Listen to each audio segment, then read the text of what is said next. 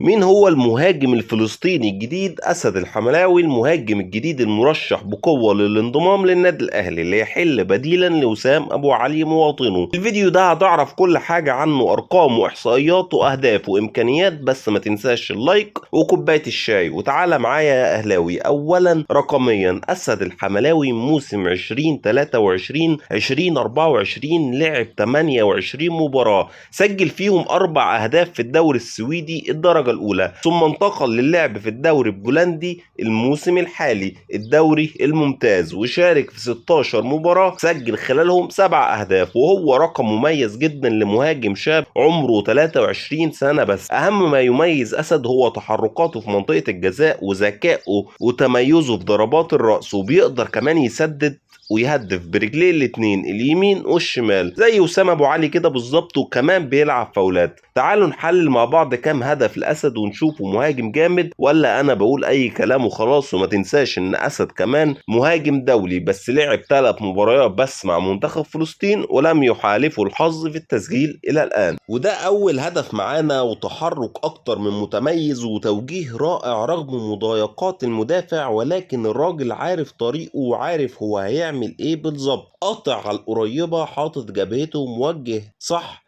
هدف جميل مثالي في الرأسيات ويدرس. الهدف الثاني سرق المدافعين بسرعته، والأهم من ده هو الفينش الجميل الهادي بدون أي توتر، يحسسك إن التسجيل والكرة هما أسهل حاجة في الدنيا، ويحطها من فوق حارس المرمى بمنتهى الهدوء والثقة والدقة والحرفنة. والهدف الثالث معانا وتسديدة من خارج منطقة الجزاء بيمينه، وركزوا معايا اللي فاتت كانت بشماله، قبلها رأسية جميلة، استلم بشماله وحضر وحط بليسنج في البعيدة بيمينه بمنتهى المهارة والحرفنة والدقة. فينش عظيم وهدف ولا أروع. الهدف الرابع وعلى غرار الهدف اللي فات، وتسديدة برضه بيمينه جميلة في البعيدة عشان الراجل يثبت لنا انه فعلا مميز في التسديد وبيعرف يفنش بشكل مهاري وجميل جدا. وده الهدف الخامس معانا وبرضه برأسية، بس عايزك تركز معايا على تحركه وازاي قدر يسرق الباك ويتحرك على البعيدة ويروح للكورة ازاي، وكمان اتفرج على الجامب بتاعه الجميل جدا الرائع، وقدر يوجه الكورة ويحطها في المرمى بمنتهى السهولة. ولما قلت لك ان الراجل ده مميز في الضربات الرأسية ما كانش من فراغ. اتفرج معايا على التحرك المميز وازاي بيقدر يسرق المدافع، وازاي بيقدر يعمل الجامب في مكان مميز جدا اعلى من المدافع ويحط هدف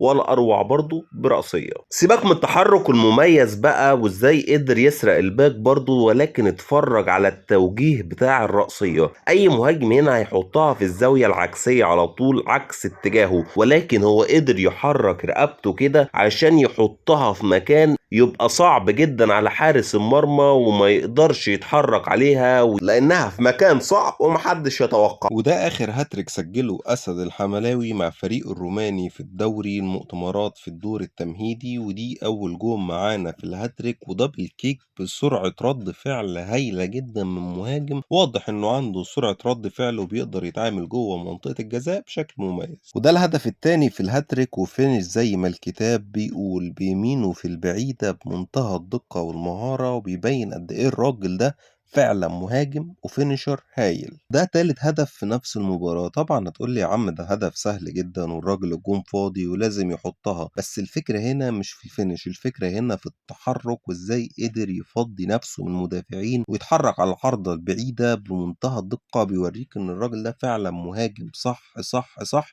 وبيقدر يتحرك بشكل صحيح جدا في منطقة الجزاء. لو عجبك اسد قول لي رايك في الكومنتات، ولو ما عجبكش قول لي رايك برضو في الكومنتات، وما تنساش اللايك والشير والمتابعه طبعا. وبس كده، سلام.